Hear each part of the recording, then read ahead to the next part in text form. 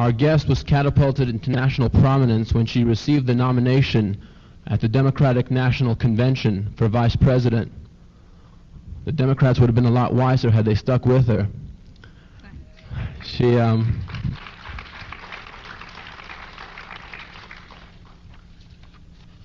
She's been very active in politics, elected to the House of Representatives in Texas, and then running a close second to for a governor also in Texas.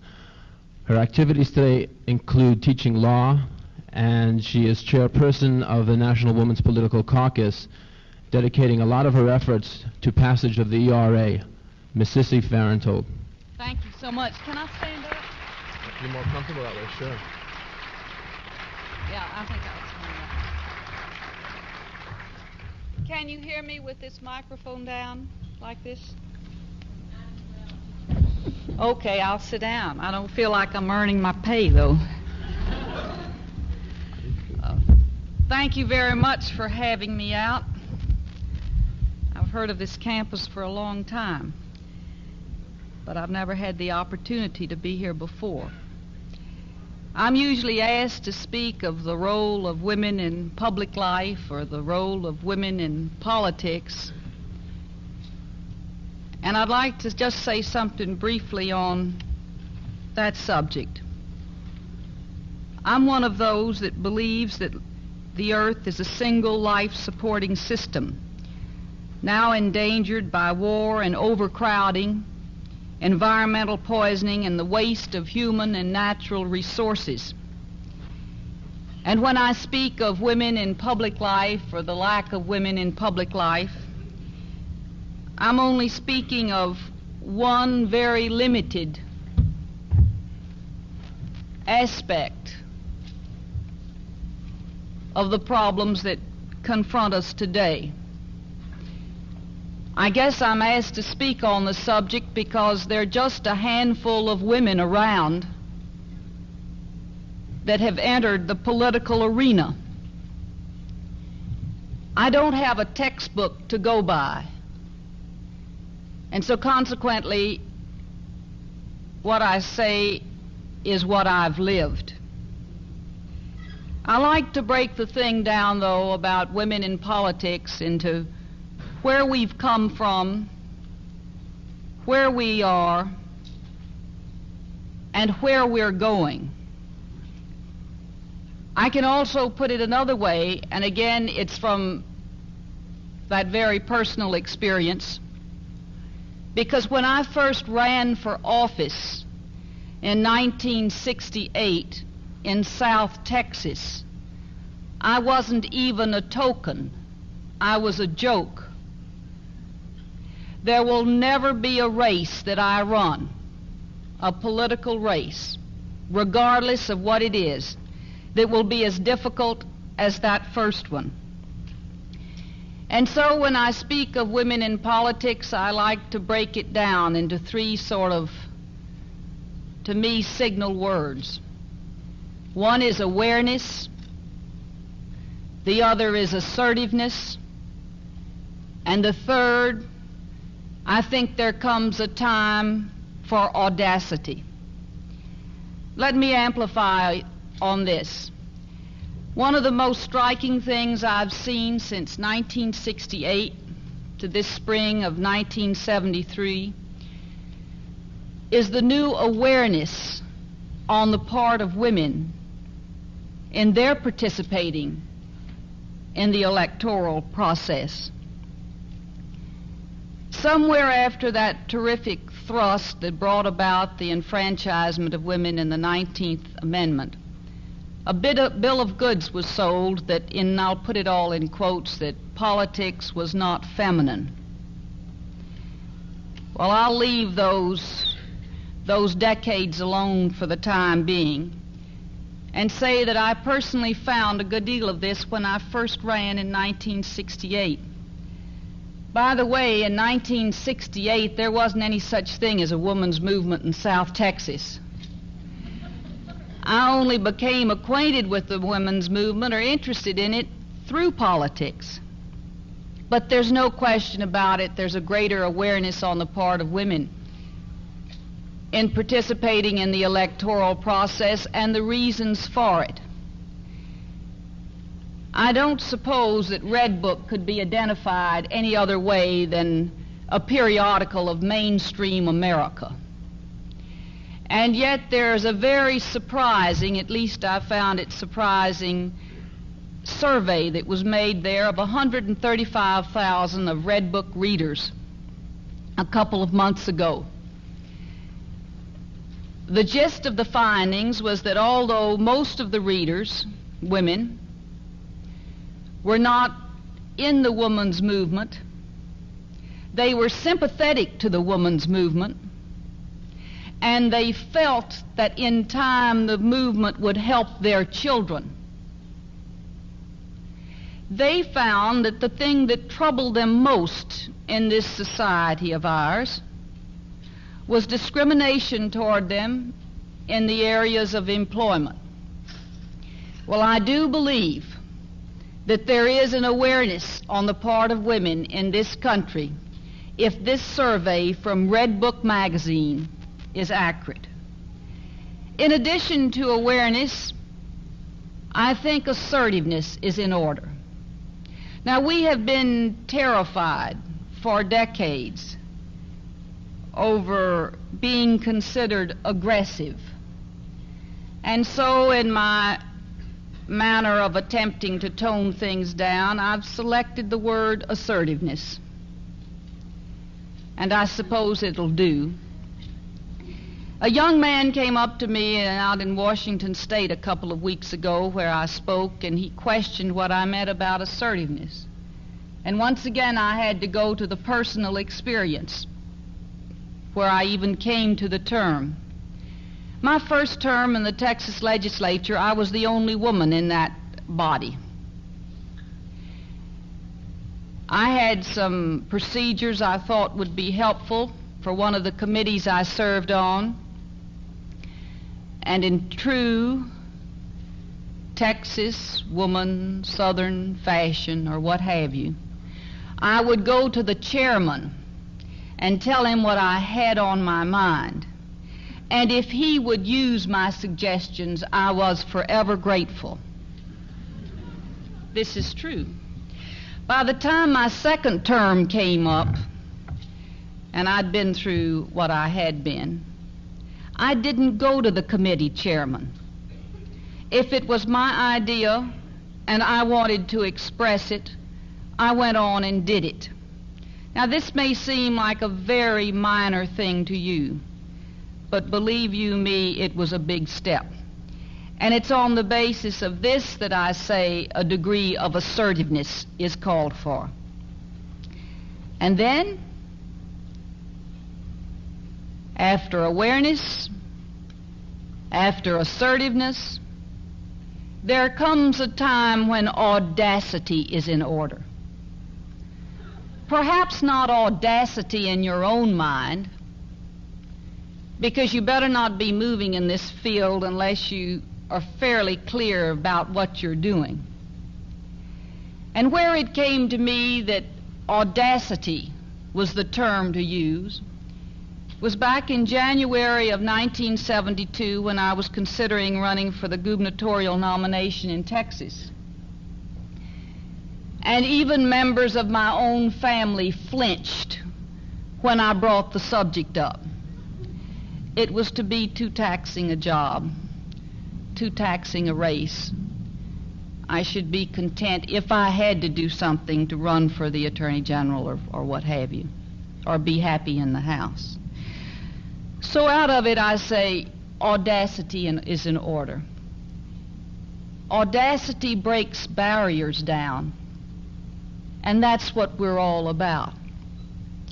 Audacity is what challenges myths, and that's what we're about. With what happened last year with Shirley Chisholm's efforts in one direction and the Women's Political Caucus directed through me for the vice presidency in another way, that barrier of considering women for the top national offices is down. When it'll come about is something else and not particularly the subject at hand today. So let's remember the awareness, the assertiveness, and the audacity. And then I said, it wasn't until I got into politics that I started looking into the women's movement. And why? Because the only thing I'd ever heard of the suffrage movement was ridicule. The only thing that I had heard about the women's movement was ridicule. And it startles me when I look back, and this didn't happen until I had to start briefing on my own about the Equal Rights Amendment, that I studied constitutional law at a women's college. I studied constitutional law at the University of Texas.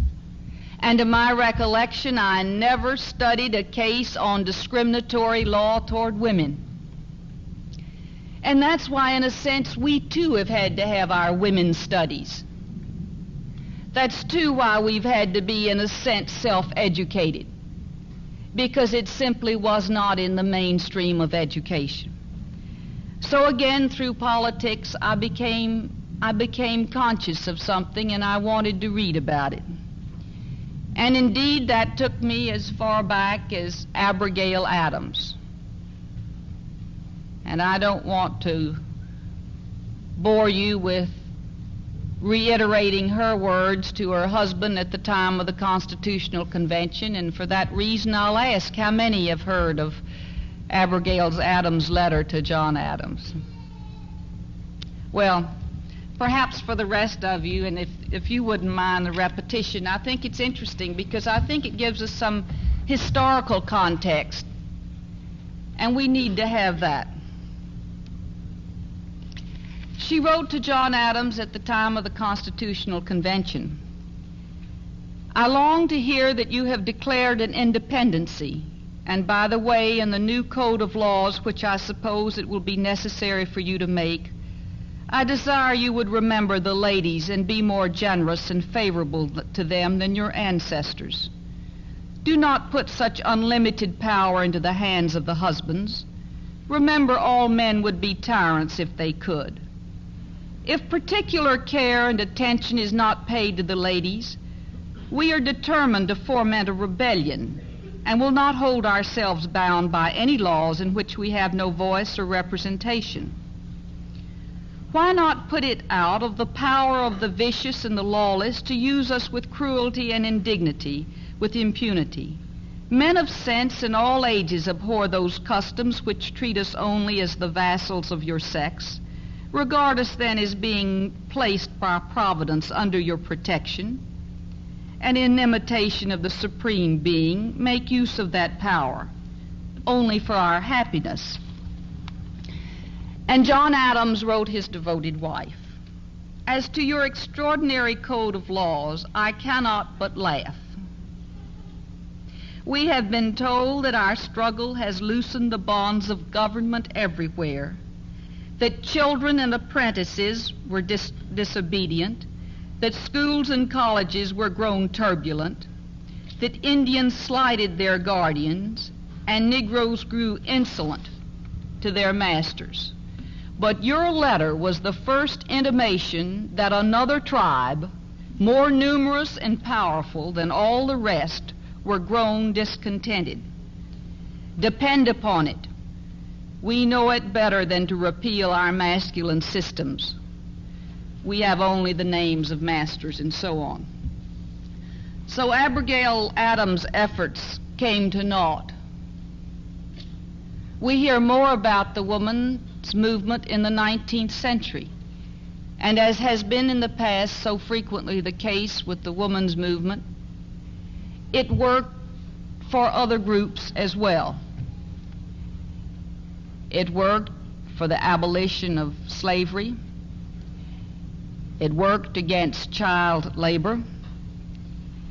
In time, it worked for temperance. It worked after that, it worked for peace. But one thing did come of it for women, and that was the 19th Amendment. But what the 19th Amendment established, if perhaps not in the first or second or third year, was that enfranchisement does not bring full citizenship.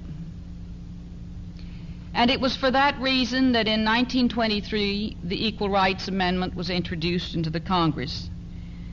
And lo and behold, it had to stay there for 50 years before it was successfully passed out and turned over to the states. After that terrific thrust of the 19th Amendment, something happened, something that I referred to earlier. Though momentum was lost, and what had been the organization for its passage developed into the League of Women Voters. We have another thrust of women's activities, but that was brought on by employment in the industries, war industries, during World War II. But again, after the war, that slumbered. Equal pay for equal work was discussed for 17 years before the Equal Employment Act was passed in 1963. And you remember it was a Southern senator that, as a joke, put Title VII to the Civil Rights Act in 1964. Those actually have been the mainstays of bringing about some kind of economic equality for women. But that task has just begun. For example, today, women earn 57% of what men do for the same work. And I'm sure you've heard that figure many times over. Where we've come from a hierarchical society where women under the common law were either treated as incompetents or as chattels. Take your choice. With some improvement over the years, some painful decisions on the part of our judiciary. Where are we now? We have that awareness, many of us do. I don't think women really want to dominate. I think women know too much of domination. But many women are insistent upon sharing those rights and privileges and responsibilities of full citizenship in our society. Where are we now politically? Well, if you take account of office holders, it's very dismal. We have never had a woman on the Supreme Court. We do not have a woman in the U.S. Senate. There are 15 women in the House of Representatives on the federal level. And the state picture is no brighter. We have had 3 women governors. They have all been in the footsteps of their husbands. We have none today. And this again is where I hope the caucus can play a very vital role in this country. I don't think it does very much good to talk about women participating on national tickets unless you develop a reservoir of talent and skill and experience on every other level of government. And we simply do not have it today. Less than 1% of people in decision-making positions today are women. There's an article that I would recommend to those that are interested. It's by Dr. Bowles in the Princeton Quarterly for the fall of 1972. And it's called On Getting Feminine Qualities into the Power Structure. Not exclusively, not abrogating entirely what we have, but participating. As an aside, it brings me to a remark that I made down at the caucus at the Houston Convention and that was that sisterhood does not exclude brotherhood. But it's awfully lopsided right now. Just those figures I quoted you about, less than 1% of those in decision-making positions are women. And as we all know, and as it's been amply documented,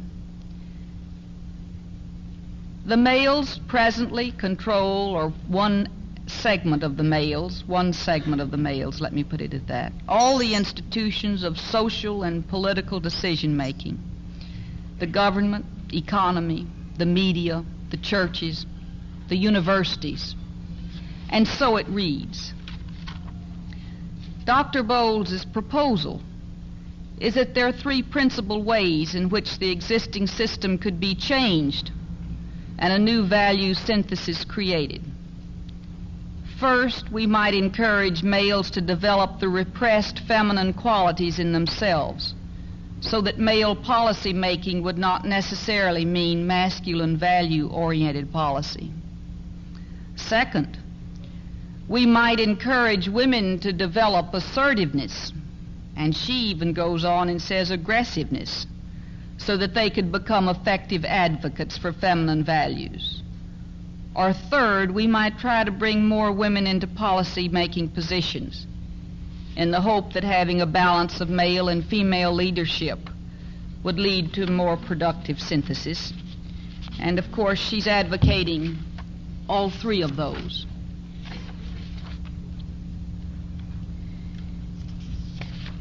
I suppose I have another way of putting it. And again, it's not from a textbook. It's not from an article. It's from my own experience. And it's this. For years, I was so concerned about being qualified, because time and time again I'd hear people say I'd vote for her if she was qualified. Well, after 5 years in public life, I tend to phrase it another way. I say I'm not waiting, but I'm working for the day when unqualified blacks, unqualified browns, unqualified women join unqualified white men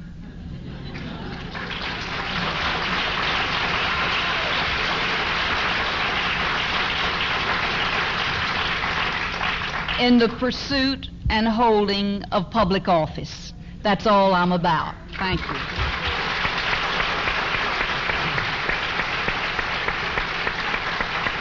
Question?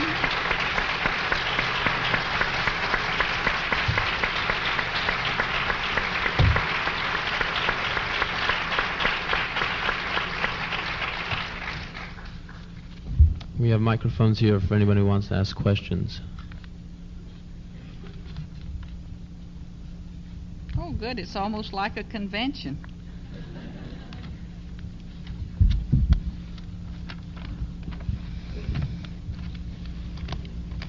Yes? Ms. Farenthold, many reform-minded Democrats have been warning about what the new chairman of the Democratic Party is doing to the reforms that made it possible for women and minority groups and young people to participate in the last convention. I'd like to hear what you have to say about what's happening to the reforms and what we might be able to do to preserve them for the 1976 convention. I'm personally very concerned. I spoke in New York at what I said I was concerned about was the Texanization of the Democratic Party. I expressed my concern for some weeks before the election of the present national chairman. I really don't know what there is to do. I was concerned about what Senator McGovern, the ticket I campaigned for all last fall, said with reference to that, and wrote him accordingly. Now, I have a response from him, but I haven't seen it yet, and I'm curious to see it. I don't know really what, except there is the a committee headed by the Baltimore councilwoman that Leonard Woodcock earlier headed. And I think the input has to be made there when that committee holds hearings over this country entirely. I just can't. I've expressed concern and I've been worried. I know what the Democratic Party was in Texas, and I know it again personally because it wasn't until the McGovern guidelines came along that I was able to go to a national convention as a delegate. I know, for example, in 1964 that 60% of the delegates to the national convention were selected at large and from the top of the heap. So I too personally am very, very concerned about this, but except to work through that particular commission, I know nothing else at this point. Thank you. Yes. I understand that there is a fair amount of money now being poured into a national effort against the Equal Rights Amendment, particularly John Birch kinds of money. And I wondered what you personally thought about that as a threat and how you assessed the chances of ratification at this point. Well, apparently, again, I get behind in my newspaper reading, or at least the papers I read don't keep me up on where the ERA is. But it's my understanding it was defeated in Florida the other day. Is that correct? So I think we have to just take a deep breath and work for the next legislative session. I have heard, and I don't have it documented, but apparently there's been substantial money. Florida was one of those states where money was spent. I've heard of different sources. I haven't been able to really speak authoritatively because I don't know. I know there's been strong opposition, and I think the proponents of ERA are going to have to, it's an attack on several different levels. I think one is public education. I, for one, am a woman that wants to be within the framework of the United States Constitution.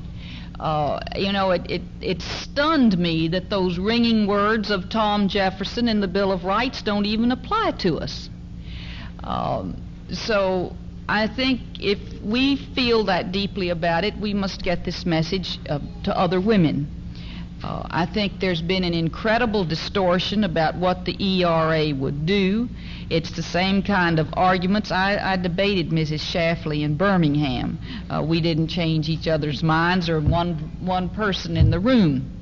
But it's the same kind of arguments apparently that was used against the 19th Amendment, the type arguments that was used that were used down in Texas in 1950 against women serving on juries. It always rankled me down in my home state that I was able to practice law before I could serve on a jury. So one thing is public education. On the political level, we are going to have to be very active. And this is something I don't think we were totally coordinated in doing this past year. Mind you, I just came into this effort in February at the time of my election, and I have served 2 terms in the state legislature, and I think that the type lobbying you do in Congress is probably different from the type lobbying you do in the different states, and I think that's something that ERA proponents are going to have to take cognizance of next year. Just have to overlook that money. What are some of your plans for the future? I don't know. I really don't know. I've never been able to. The question was, what are some of my plans for the future? I've never been able personally to program my political life. I ran first for the legislature when I was asked to. Before I ran, I thought it would be at least 10 years before a woman would win any office countywide in South Texas. Once I got into the race, fortunately, I never thought of my theory until a couple of days after the election. I got into the governor's race because I had seen the governor and lieutenant governor, observed them closely for 4 years while I was in the legislature, and I was appalled that there was nothing else being offered the state. And that's what I said. After I observed them, I had absolutely no trepidation about running against them. Had there been someone I could have supported, I would have. The thing down in Miami came about, I certainly didn't go over there with any such plans. It came about principally because of the caucus support, and I think what that candidacy was all about will be with us in the future, and that is an open convention. So I don't know what I'll be doing. Do you think the Democratic Party in Texas and the South has been significantly liberalized in the last 10 years? And what do you think the Voting Rights Act of 1965 had to do with this? Has the Democratic Party been significantly liberalized, and what effect did the 65 Voting Rights Act have to do with it? Yes and no. You know, someone described Texas politics as Byzantine. And there have been times I've said that Texas politics would kill me, and now I'm saying maybe it will be the caucus that will. But anyway, back to Texas politics. Then I have a book, and you know what you're speaking of reminds me sort of a hopeful book written by a professor out at the University of H called Plantation Politics, and thinking of plantation politics and county seat politics and coming into new coalitions, the liberalizing that you're speaking of. I can't really tell you. It seems to me it varies from race to race. You take, for example, in Texas is what I know best. The voting among the black community, and the black community is the largest segment of votes in Harris County. I know it well because that's where I had my strongest lead in the gubernatorial race. That voting percentage is up from about 4% in the late 40s to 45 or 50% now, which is a great deal, a great leap. And it's been done through a great deal of organizing and so on. But you go over to East Texas, and the percentage of blacks voting is very, very small. And then again, I think it depends upon the races. At least that's the way I view it. Maybe my view is too fragmented. And then you have to remember, we talk about the Voting Rights Act and the liberalization of the Democratic Party, and then what do we run smack into but the power of George Wallace? And I know that very keenly because he is a very strong power in Texas politics. And his power in Texas politics is not entirely populist, as some would think of it in other southern states. It has a base among some very rich people in Dallas. You know, I go around saying I've learned one thing, and that's to beware of moderates from Dallas.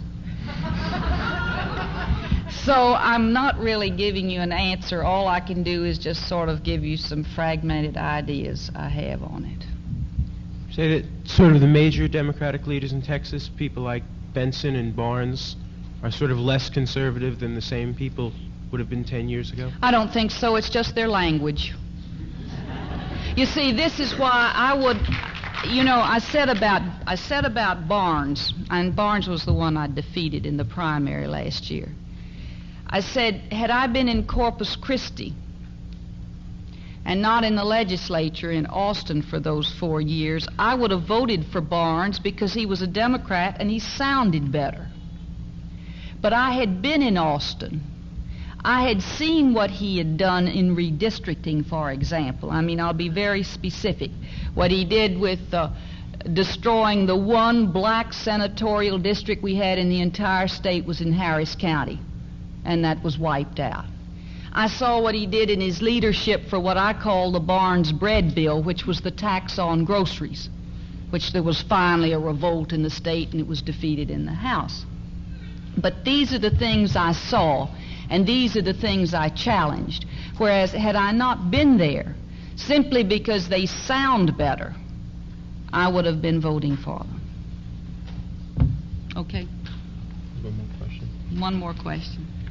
Can you explain to me the legal ramifications of the states which have ratified the Equal Rights Amendment and then rescinded the ratification? How is this possible? There have not been any Supreme Court decisions on the effect of rescission of ratification. What I do have are memos that went to Congresswoman Griffith and a memo that went from the Council on the Subcommittee on Constitutional Amendments of the Senate Judiciary Committee to a state senator out in Nebraska.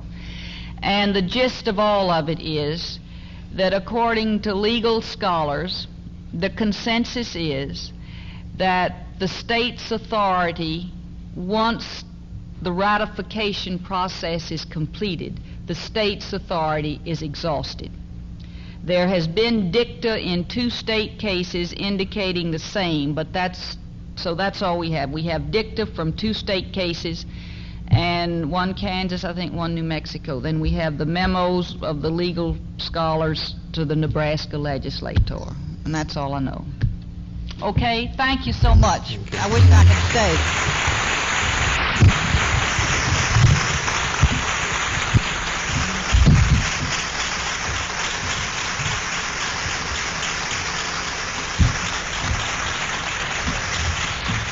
I didn't get on the beach. I didn't get stoned.